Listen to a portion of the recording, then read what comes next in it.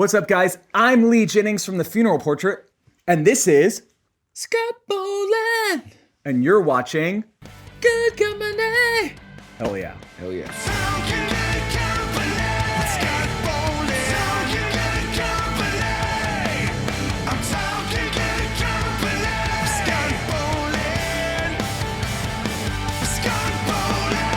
Hey guys, my name's Scott Bowling, and you're watching Good Company. Today we have the man. Lee Jennings. Lee Jennings. Yeah. Lee Jennings is the man. I am the man. Funeral Portrait. Dude, I've been checking out your band. It's lovely. Thank you. I love the hair too. Oh, thank you. It's new. It It's is? new. Yes. Can we talk about like how do you get to there? Like, is this a full like dry? So I'm going to take you step by step. You ready? Yes. Okay. Shower.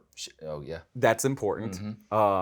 Doesn't happen often with me, especially. So you can ask Homer. I promise he'll say very rarely. Okay, so that's the first thing, and then blow dryer. Turn your head upside down, blow dry it, I love that. That's cool, man. and that's literally it. That's it? Yeah. So when you're on tour, then that's not an issue because it's pretty simple. Exactly. Yes. And we do shower a lot on tour. Do you? So we do. We go to Planet Fitness every single night or morning. So. Okay, this may be weird, but do you have to be a member of Planet Fitness or can you just... Yeah, so you can bring someone with you. So like half the band is members and then the other half just taggles along. So yeah. So we were talking earlier, like this pandemic and everything, you're not touring right now. Do you miss that? Oh yes, way too much. Especially us. Like we're one of those bands. We're a smaller band, so we have to stay on the road. You know, we literally cannot not tour, or bills won't get paid, or our band we won't get Spotify streams, you know, or whatever it is. So for us, we try and be booked. I mean, if we could play 2 shows a night, we would, you know. And so it's one of those things that, you know, as soon as the pandemic hit. And I was like, oh, well, we'll be on tour in a month. No, you know, and now we're from touring, because it was a little bit before that. Like I think our last tour date was November 2019, and it was actually with Islander. Oh, so it was cool, on their tour, their last tour that they did. So it was crazy because we took some time off, and then it was like, oh, well, I guess now we're not touring until this is over. Yeah. So. When you said Islander, I love those guys. How many tours did you go on with Islander? So the Funeral Portrait has toured with them twice now, or no, 3 times actually, 3 times. So we went. The very first one was the Power Under Control tour when they released that record, and that was sick. That was like full U.S. tour. That was like a lot of fun. That was also the Funeral Portrait's first time actually like making real money on tour. Oh, cool. So we like stayed in a hotel on tour, not just our van, you know, stuff like that. So when you stay at a hotel, is it the whole band in a hotel room? Oh, definitely. yeah. Oh, but God, you still get. But it was still the amenities. Oh, yes. So like we would have like an off day, and we'd make sure that was the night that we'd stay in a hotel. So the next day we could go to the pool at least, you know. So we'd do stuff like that. But like that tour was super fun. And then after that, we did about like a week of shows with them before, I believe it was right before they hopped on it was right before they hopped on that one Korn tour. And right before then, I then hopped from my van to their van and started driving for them and doing some like tour managing stuff and some like monitor stuff. So that was cool. And then, because that was like an insane experience. Have you ever done anything like that before? Yeah, so that's basically what I do when I'm not doing the Funeral Portrait. So I try and tour with other artists or other bands. I can do front of house, I'll do monitors, I'll do whatever it takes to, you know, to be on the road, and not just for me, but for my band. And, you know, going on tour I never thought I would go on tour with Korn or Stone Sour, or one of my favorite bands is Baby Metal. You know, Baby Metal was on that tour, and I was like, oh my God, like insane, you know? So for me, I was just like, oh my God, like how insane is this? You know, even paid for that. Well, yeah, and it was the coolest job ever. Yeah, exactly. Like how cool I get to see these bands every night that I'd want to see anyways. So for me, I think it was just one of those things that I just took it and just ran with it. And I mean, that's such a sick thing. And I love that. even if it wasn't for the funeral portrait, it's still, I got stuff out of that. You know, I still got an experience, and that's way more important to me.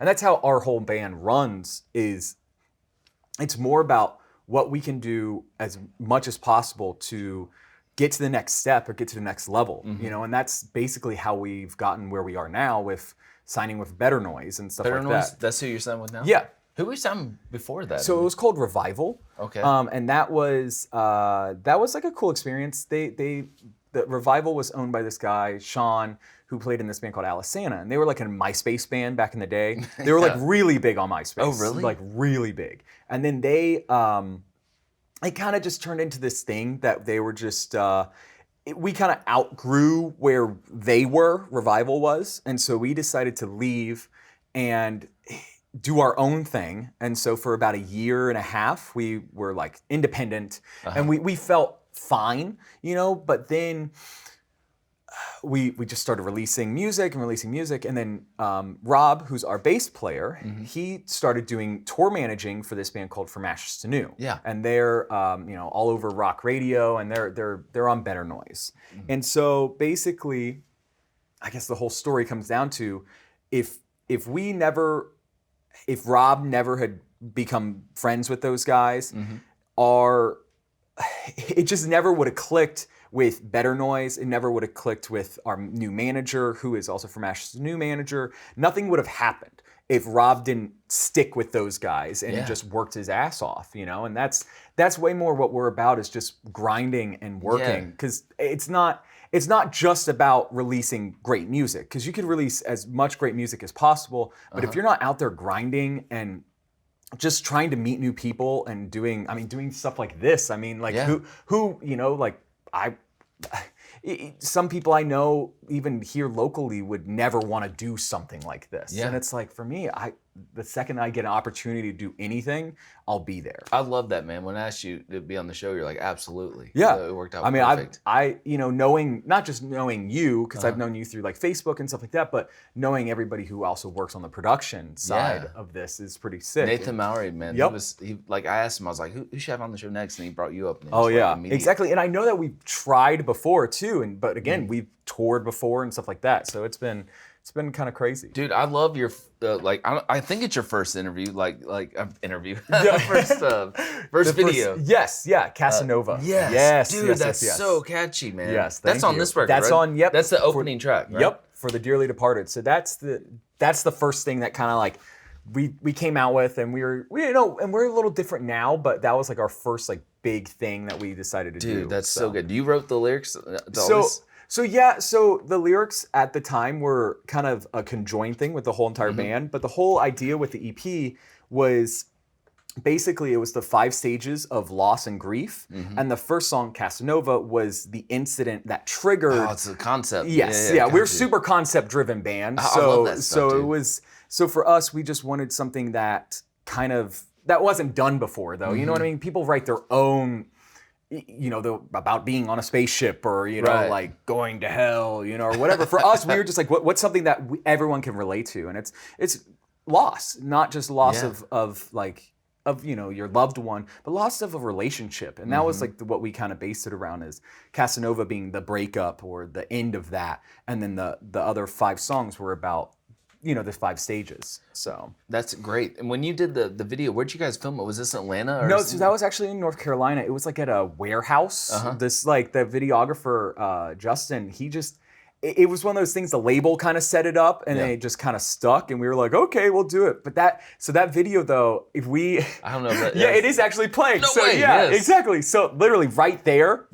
How crazy. I actually almost broke my nose. I still have a scar right here during that video shoot, because the girl, we had one take of that because the blood goes everywhere. She like throws my head down, and I just told her to do it to make it look real, you know? So she like slits my throat and then throws my head down, and she threw so hard, my nose broke the bowl of the blood, and literally just like blood, real blood. I didn't, but it felt like it, but it just, it was like right here, like a massive scar, like cut. Just recently, I've seen that So it's if gone you down watch and the down. video, that's you getting smashed. Actually smashed, and some of that Dude. is real blood. So Videos are so hardcore, man. I know. Like Nathan caught on fire once. During Oh a video. yeah. Well, not just that. Like we've done Nathan and I, we did the Crash video. Okay. For one of the songs later, and like that, he set me on fire in that. Did he? You know, yeah. So I was like, is that your first time being on fire? Probably, right? Yeah. Did you probably. wear a suit or like? No, did he I spray wore you? like a jacket, and he like sprayed it, and we just burnt the jacket. It was pretty sick. Oh my gosh. And you were saying earlier, like you have like no vices. Like how do you get prepared to be set on fire? I was just like, do it. Just do it, man. Yeah, do it. And if you could tell, I've always had kind of like long hair too, so I was like would be worried about nervous. that, too. Yeah, I you got was hairspray and stuff? I was kind of nervous of it just lighting up on fire. You know. Do you wake up that day and be like, I'm gonna be caught on fire today? Like, No, I'll be not like, at how all. do you sleep on that, man? Whatever, man. Dude, that's sick. I don't know. I live in a van most of my Yes. time being alive. Like nothing bothers me anymore. I think. Yeah, And yeah. it's like, okay, Like when you we'll were just like, do this. if going back, like when did you realize you could sing? I mean, were you singing like by your like? Oh God, like elementary school. Like Right, that's so the you've only always been thing. a singer. Yes, always been a singer. I always did like musical theater growing up, and that's a big thing about this band is musical theater. Like the aspect of being theatrical is always going to be with me and who I am. So I wanted to start a band, and I wanted to be in a band that had that same vibe. So growing up, I always did musical theater. I even went to a high school that was a performing arts high school. And that was sick for a while. And then I was just like, I'm kind of tired of doing other people's works. You know what I mean? Like Yeah. you get handed a character and you get handed a script. And then if you're not doing the right thing, the director will be like, no, be that character.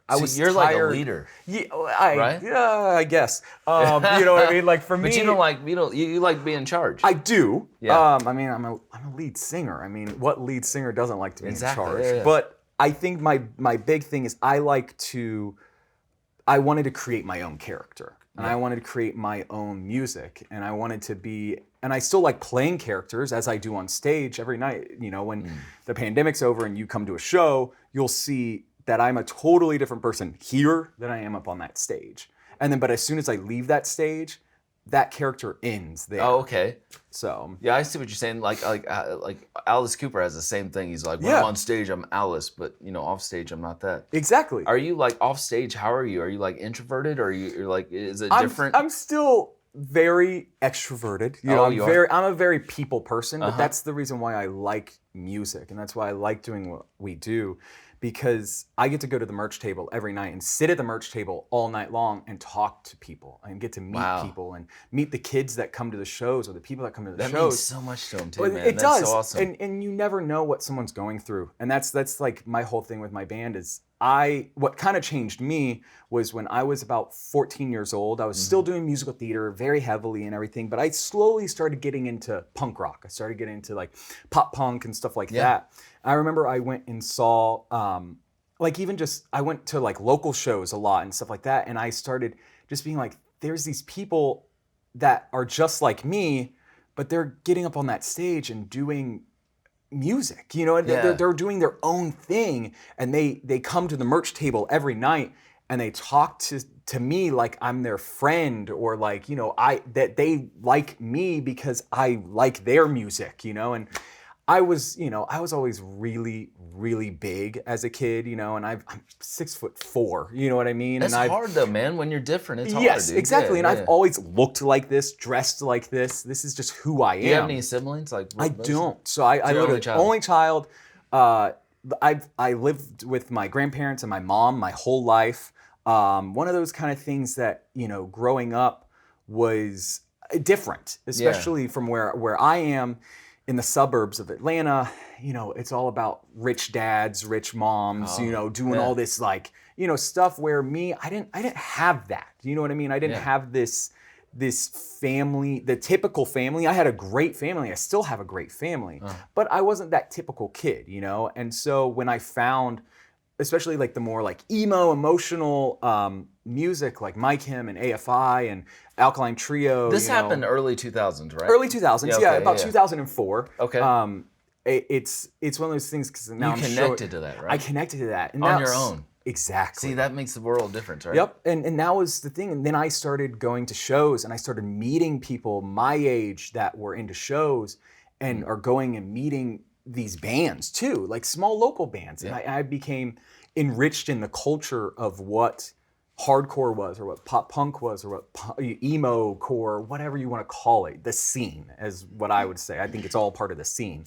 And so for me, that's what I grew up on, you know, and for me, like I started helping out at a local venue, and I worked there for like. Which venue? It was called Swayze's. Okay. It was like in Marietta, so it was around for about 15 years. So it was a small 200 cap venue.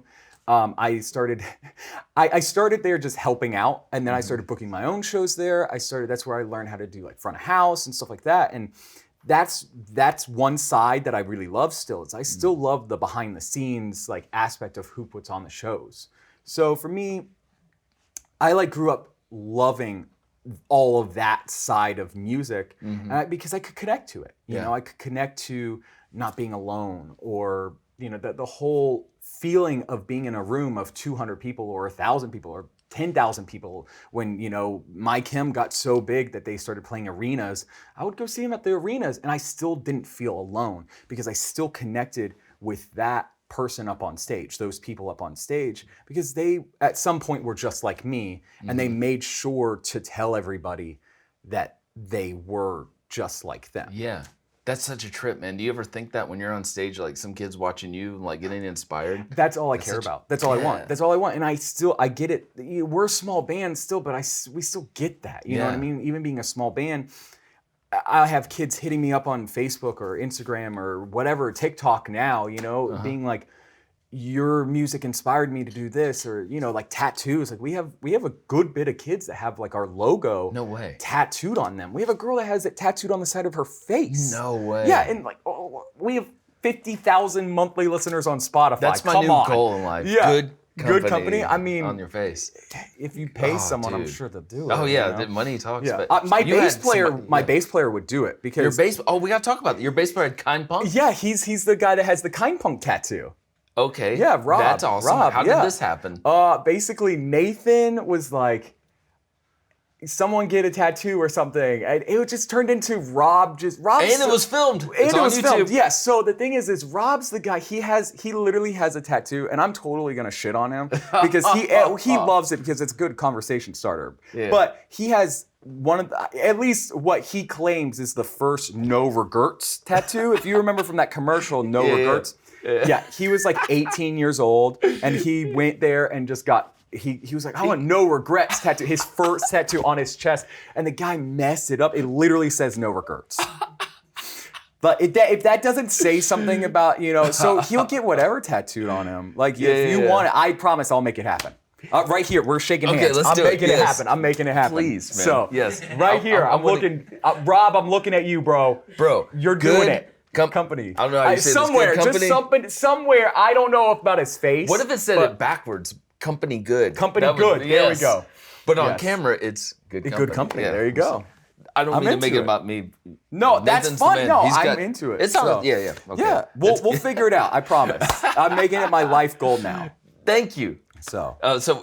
Look, I watched your CD, man. Yes, thank you. This is such a. CDs are going to come back one day. They are. We still sell CDs. So, well, we don't right now because that's like the old one, right? That's a moment of silence. So we have it because we were trying forever to get picked up by a new label or try and just do something to get someone's attention, you know, and we kept taking tour after tour after tour. We kept releasing song after song after this record came out. And so all of these songs, we don't really even play most of these anymore. No, because it was just one of those things that now we're like a different band. And I think every record that we do, we're gonna be a different band. I like that. And that's the more theatrical thing to do, I guess. But it's just who we are. Bands grow, bands evolve, dude. Yeah. And that's like our main thing is like that record, we were honestly even a different band because we've been through members since then. So if you could tell from videos and stuff like that, it just changes because people can't hang. Right. That's at the end of the day, and it's not to like shit talk or anything like that because I don't like to talk shit and I don't like to like name names and stuff. Right. People just, they have to move on with their lives. Yeah. And especially for a small band, we always think in our brains that, oh, we're so close to breaking. We're gonna get a #1, all these things, right? Of course. But in other people's brains, especially, they just don't connect it the same way. And for me, like I've been doing this for 15 years, and not the same band, but I've been trying to get it for 15 years. And finally, I think now I do have a group of guys that actually truly believe in not just the music, but believe in the lifestyle of being in a band. And that's where I think a lot of bands miss the connection, is you can have great music. And I think we've had some great music with all this stuff, like A Moment of Silence and Meanwhile, this single, like this single, right, like, yeah, Meanwhile, which is based off of Twin look, Peaks. I got a bigger Dude, version that's of this, so sick. Those are so sick, and we spent a lot of time on the artwork, and that's something too. Is we try. That goes into my missing the thing. Is for me, the brand is just as important as what it stands for, and what it means is just as important as the music and what it means. And I think a lot of bands, they just focus on just the music, or they just focus on just the brand. Yeah. So for me, I've always tried to find people that understand the meaning of both, but it just takes a while. It takes a while to go through members and go on tours and tours and tours before you actually know someone. I mean, it's just like dating. Yeah. You know, like the idea of, you know, dating someone for 24 hours and then going to get married. You know what I mean? Like that doesn't, I mean, there's a TV show about it, but in real life, most of the time it doesn't happen. Yeah, You know what I mean? So for me, that's the same with being in a band. You know, test people out and just try and see who you connect with. Definitely. When you're stuck in a van, it matters. Yes. Too much. It matters way too much. Yeah, dude. The Crash. Yes, The Crash. Oh, such a good so song, Nathan, dude. Kind Punk. They did the video for it. So, and this was actually the first single that like Homer and Rob, who Homer, he's here now somewhere. He's our drummer. He's the man. He is the man. He is. I assume he's the man. He is. I promise. Yes. So, I like him the most. Do you? No, I'm just kidding. Like, if you had to pick between Homer or Nathan, who would you like as far as liking the most? Nathan for sure. Oh man, I don't know. Nathan's. Oh man, I don't know. Homer's pretty cool. I don't know. Homer's funny. We live together, so Do you? Homer and I, yeah. So, but that goes into it though. Yeah. That's so like Homer. So like Homer and Rob, they joined the band. Then we released that. That was like our last like hurrah with Revival, and we were just like, let's see how this does, and it did really well. For the type of band or the size of band that we were finally getting the attention that we thought that we needed to take it to the next step.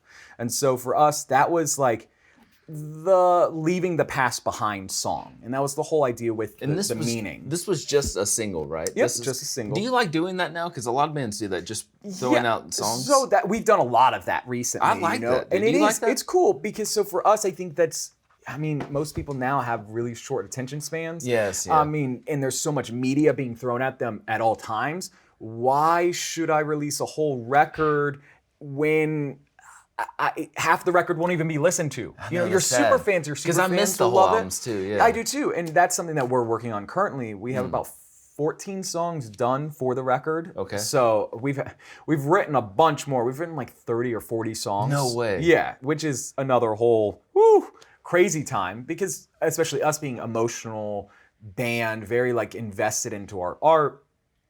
Writing 30 songs, that's a lot, you know. Yes. And especially now, it's hard because now we're picking the 14 of those that we love the most. It's like if you had 30 children, like how are you supposed to when you throw away, do you keep them for another thing? Yes and no, because most of the time it's about beating them. So for us, we wrote like a bunch of songs, and we were like, let's try and beat this one. Let's try and beat that one. Oh, but this one's a golden song. So Do you let's write keep lyrics that. for all these songs? Yeah, we have to. I mean, Wow, yeah. so they're full legit. They're 40 full. songs. Like I could show you every You song. should right like. now. You ever do like a B-sides album? Oh or some yes, kind of, like, rare I thing? save everything. Yeah. So yes. So hopefully one day. Does writing lyrics come easy to you like that? That's a lot of lyrics. So the way that we kind of do everything is we write. So I write like the idea or like the concept of what that song I really want to write about. Right. So let's even take a new song. I'm gonna like this song's called "Hearse for Two," right? And I bring it to like our producer / co-writer.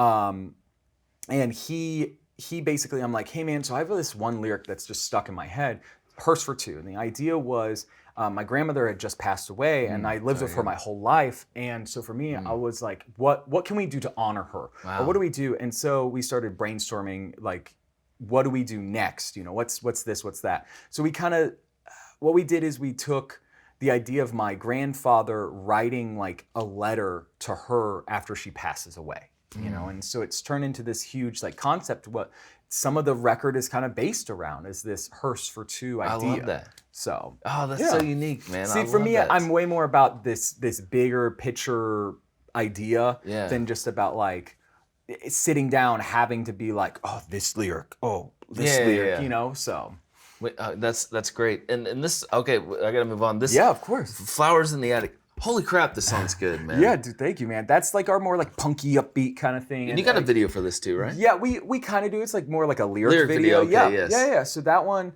again, another single. We were just trying to just release stuff and just, since we were on our own. So this is, this was the first song that we were like independent, you know, and we were like, let's just release it. And you're excited about it. Exactly. You know it's good. We were like, okay, well, let's just, instead of just sitting on it forever, let's just do something. So we released it, and it went over like well at first, like it went like okay. Then all of a sudden it became like a fan favorite. Oh, and is so it? Yeah, and so it's one of those things that now like if we don't play it live, kids like are like, They "Where's get Flowers in the Attic?" Yeah, like, or like people have like the lyrics tattooed or like the artwork or something like tattooed on them, and it's That's like, so oh, insane. okay, I guess we have to. Yeah, because it's just it's a fun one to play though, because it's like upbeat and like you know, a little punky, you know. Fun, I love it, dude. It's so catchy. Thanks, dude. Okay, listen to this. This is my paper machete. Paper mache man. Machete. Yes. Dude, okay, for the record, this is my favorite, one of my favorite songs you do, man. Sick, like, thank you. I absolutely love this song. Thanks. And that was, see, this is another thing is we had these songs, we had written these songs, we were like trying, again, just trying to get picked up or trying something. And you've grown. I mean, this is yes, so many exactly, years. I and mean, that's it too. Is we've been so doing. good. I've been doing this band for coming up on 6 years. So, and it's one of those things that finally I felt like we've hit this like stride of like writing. Yeah. We were writing with the right people. We were recording with the right people. We were producing with the right people. I had the right band members too, because this is the first one that Cody, our guitar player, was involved in. And so it kind of came up to be like, we were just like, what's like a song that we want to write, like the band? Yeah. Let's finally write something that we want to write by our influences and stuff like that. So it kind of came down to it just being this, and this is also where the new imagery kind of... I love the imagery, yeah. Where we don't have to put like our name on it or something. And again, I was like, why not just make it about the symbol, you know? And we have this, what we call our fans, it's like called the Coffin Crew. And so, Crew. yeah, Okay. exactly. Cool, So, man. and that's I like like the logo for like the Coffin Crew. It's not Does anybody just, have this tattoo? Yes, everyone. Like that's the Dude, one. That's the one so that everyone cool, man. gets. Like Oh, yeah. that's just it, because that's what Yes. they like. In it, it's very you can identify with. Who came up with the Coffin Crew? So it was like stuff that I did like You did. 5 years ago, because I was like trying to think of like I really like this bigger picture idea, and I try really hard to just like sit in my studio, because I have like a studio at home, and I just sit there and I'm like doodling, or I'll like be on. My Photoshop skills are horrid, like really so bad, but like I came up with that, but it was like photoshopped photos of different like a coffin, but then like hands, and then like the graves, but like I wish I had a photo of it on me, but like literally it was like if I cut it out from a magazine and put it all together. And then I like showed my friend, who's like a really good illustrator, and I was like, can you make this for me? And he was like, oh, hell yeah. And then he came up with the actual image of it. Isn't it cool, like how you can come up with these ideas and like you don't have people over you telling you what to do? Like, Exactly. You need Well, this that kind was of concept. that was the thing with that is, at the time, that was our first time, you know, being independent of doing. It's scary. It's very scary, because you're like, the pressure's on. yeah, like It's on if you. I fail, it's only me, you know what I mean? But, or it's us, you know, as the band, we're failing. But, you know, as we get older, and now that we are signed and everything, it's kind of nice, because now it's not our money, you know? Yes. it's nice for once, because it's, I don't know, man, like we've been doing this forever. Like it's finally nice to just to feel like we're finally there. You know what I mean? Like we're finally. It's there. It's like there. in our grasp, you know. Dude, I went on Spotify and I saw all the views. I was like, wow. I mean, it's there. Getting People there, are listening. It's building, dude. It's huge. Good Lord, man. How did you come up with Holy Water? Oh my God. It's almost the same album cover. So that's the whole idea. Fits this imagery, this larger, bigger picture. And that was something that, you know, when we started working for Paper Mache Man, we were like, let's start involving this as singles, but maybe they could be released as a record later on, or we'll never know, you know, whatever happens, just keep releasing singles. So Holy Water actually happened. We went to North Carolina to work with our producer who was there at the time. He's like floated around a bunch, like different spots, but he was in North Carolina at the time. And we were like, let's see what we can write. Let's write a song it's new. It's different. Yeah. Yes. Is that what you wanted? That's what we wanted. Something we brand wanted new. something that just, why would the Funeral Portrait release something like this? But at the same time, good. I've always liked kind of like a Southern gospel kind of vibe to it. How did you get that in that chorus? That holy. I know, right? Yeah. So long story short, the producer that we were working with, Josh, so he was recording another band. So he was recording us during the day and then another band at night. And there was, they had a female as their singer, and she at the time, and so she, he was like, hey, so we need on this Funeral Portrait song, we need a female voice, you know, something more higher. And so he just recorded her like 70 times and turned her into a choir.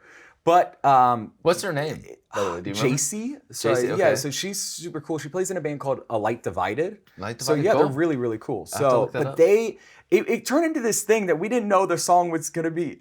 Because you didn't? we didn't know. We were just like. What did you think when you first heard it? At first, when we started working on it, I was like, oh, this is awesome. Like, I was in love with it. I loved it. And like, I was like, okay, this is gonna be like, is this gonna be the, I felt like it was gonna be the song. Yeah. But like, there was other people like, that we were working with at the time, or other people that like, that were around us, you know, like at the time that were like, it's too different. What is this? This is super like, so in our scene, you know, the more Warped Tour-y kind of scene, a lot of those bands are kind of going towards radio. And so for us, we didn't write it to be on the radio. We just wanted to write a Southern organic. gospel It just kind of happened. Song. Like I wanted it to be this like larger than life, like you're in the church, you know, song. And it kind of turned into that. So this is also the song. So we played this, we released it by ourselves, you know, and then we played this festival called Incarceration with Shinedown, Taking Back Sunday. Fozzy was there. Those guys were there. There's a lot of good bands. There was a lot more. I can't even remember because it was such a blur day. But that was the day that we released the song, and then that was the day that it just like instantly started growing and growing and growing. Oh man! So we were just like, hey, maybe we are onto something. Is it hard playing the song live? No, it's a fun one. You know what I mean? So it gets going, and the crowd now like we have like fans that will bring us like bottles of holy water. Oh, nice. So like on our last tour that we did, like this one of our fans, she brought like a thing of holy water, and I like she's like holding it up, and I grab it from her, and I start like pouring it like on the guys like this. It's just fun, you know. Do you have like I've seen a lot of concerts on YouTube. Do you have like a lot of live stuff that people can watch now, because I can't see you live, I guess? So we have some stuff, nothing that's like super professionally done. Yeah. Which Would you ever stream? So we want to, but it's hard because a lot of our new stuff it's not out. You know what I mean? Like a lot of our stuff isn't there yet. And so for us, we need to wait until the record comes out and it's ready and it's fully there, because we're still in the recording process. We just finished drums a few days ago. Yes. So and exactly, and we're re-releasing Holy Water. You are? Yes. So what are you gonna do with it? It's basically the exact same, but instead of just her voice, we actually hired a choir. Oh, cool, man. So we're like, but that's another thing though. Signing with a label, we actually have the cash now to do what we've always wanted to do. Yeah. So now, not just the songs will be larger than life, but the show is going to be larger than life. We're going to have like props, and we're going to have like a set, you know, and so it's going to be, you know, the lights. We'll have, you know, all these things that we've always wanted to do, but never had the ability to, because we're just broke dudes Yeah, you need the sleeping in a backing. van. Yeah. So Are you gonna have like that'd be cool if you had packages online where people buy shirts and yeah, well, and CDs so we do a lot of that stuff already. yeah. But when we release, like when we're releasing the record, you know, Yeah. that's partially like all of it. Like we even saved like all of his drumsticks for each song. He used different drumsticks, Oh, and cool. so he like wrote on every single one of them like which song he recorded. So like as Oh, part of like I've never heard that idea. yeah, so Yeah, as that's part great. of like the packages, if you're like part of the first 14, I love stuff like that. We'll get those drumsticks that were Yes. used for that. And Oh, so that's so good, yeah, dude. so I'm like super into like all of that because again, I want to bring the fans closer than ever before. And I think that's something that a lot of newer bands, they like to stay on their tour bus and just chill all night long. For me, I don't, same with like VIP and stuff like that. Like, yeah, like I understand the idea of paying for VIP and stuff like that. But for me, as long as I can, Yeah. I will always try and go to the merch table Dude, that's and, so or cool. go like whatever it takes.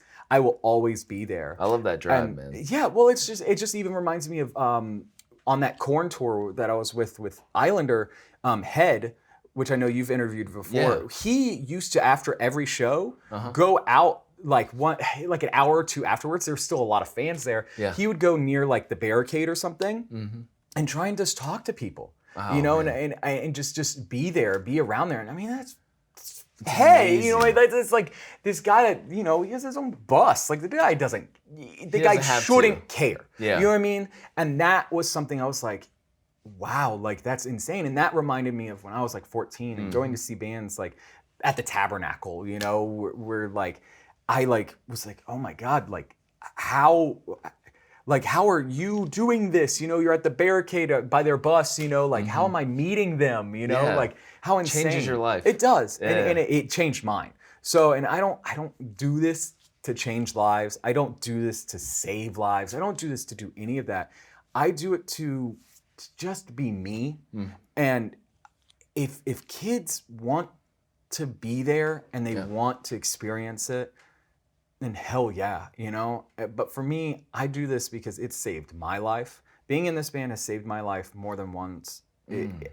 Every single time I get up on stage, I treat it almost like therapy. Yeah. And that's the worst thing about this pandemic is going to regular therapy is great. I suggest everyone to do it. Yeah. But what I get from being up on that stage, even playing to 5 people, which I've done so many times.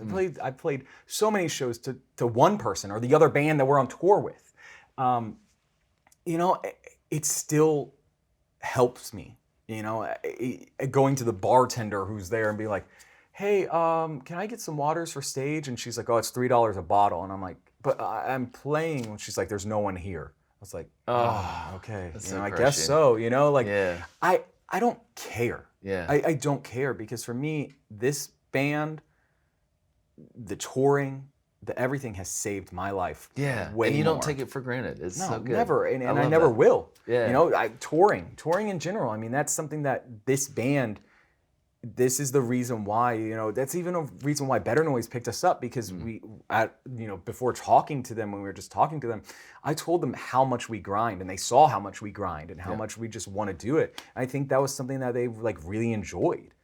And that's why we do it is because us 4 guys, like we don't belong anywhere either. Like we don't belong at our home in our hometowns. We don't. I love that because I hear so many people like Dave Grohl says that like I'm not qualified to do anything else. No, and I'm not. I've spent my whole life, my whole at least adult life, my whole even teenager years on music and on doing one thing, and that is playing shows. That's where I belong. I belong on that stage, becoming that character, being that person, and that's all I care about. No, that's great. Dude, I love that, man. You're doing great. And listen, Mikey from Islander. Oh, yes. He's gonna ask you a question. Hell yeah. Because he wanted to be on the show. Of But course. his wife said no. Of course not. But you got to respect that, man. But listen, you tell your Are you wife. sure he wasn't too busy at Disney World? Yeah, dude. Because listen, Oh my gosh. So man. I'm a Disney fan. Are you? And he's a Disney fan. Oh god, massive Disney fan. Yeah, my wife is too. Yeah. They're Disney lovers. Oh yes. You can't be a Disney lover in the summer. Okay, are you? Is that a true like? Because when it's 1,000 degrees, I'm like, Mikey, you still like Disney? Yes. Yeah, I don't. See, that's care. hardcore. It will be 200 degrees out there, and I would still go to Disney. Dude, so. Yeah, that's another level. Anyway, here's Mikey. He's gonna ask you a question. What's up, Lee? It's Mikey from Islander, in case you couldn't recognize me. I'm at Red Lobster. I just wanted to say thank you for touring and driving with us that time you went on tour with us with Korn, Baby Metal, Stone Sour, and Yellow Wolf. Is there anything memorable from that tour that you could tell us about? So that's actually a hilarious question. So while I was on tour with them, driving them, doing so many different things, wearing so many hats, we almost did die. I'm not joking. So we were in Arizona, going to like the second date of the tour or something, and the brakes on the van got so hot going down like one of those like steep mountains that they stopped working. No way. I'm not even joking. It was absolutely terrifying. Oh my gosh. So half of the band was sleeping. Their tour manager was sleeping. Everyone was basically sleeping. I think Mikey was the only one awake at the time. And I was like, dude, I can't do anything. And we're literally just gliding, going over 100 miles an hour in this At van. night? It was during the day. Oh, it was during the I day guess that's good. at least. But I don't know. If I'm gonna die, I'd probably rather not see it. Then, Would you close your eyes? No, but you know what I mean. Like I'd rather it be at night. Yeah. 'Cause then at least I'd be like, yeah. okay, I don't know when this is gonna happen. But Did you hold Mikey's hand? You're like, hold my we hand, all man. we all were just like, Bros. Jesus, take the wheel. Basically, Oh, it just dude, went. It you just went Carrie went. Underwood. Yes, and we just. Yeah, dude. Oh God, it was crazy because we just kept going down and down. It was like 15 minutes of no breaks, and finally we just glided. And then we stopped at a Del Taco that was at the very way. bottom. Yep. So traffic didn't get in the way. You Nothing. survived. Nothing. Whatever happened to the brakes? Did you ever get them? So luckily, we just turned the van off. Turn it back on, it worked? We went into Del Taco, Oh yes. had some tacos, and came back and turned it back on, and they were fine. No way. Yeah. Oh man, that's a great story. It was dude. literally just. I just don't think, I just don't think they wanted. I don't know what it was, but someone didn't want Islander to come play in Arizona. So, but hey, they did it. We did it. It was sick. Dude, and you were driving. That's good, was, man. yeah. You survived. Yep. Dude, Lee Jeans, man, thank you for being Dude, here on the show, thank you brother. so much Man, for having dude, me. you're awesome, man. This has been a pleasure. Of course. Thank you. All right.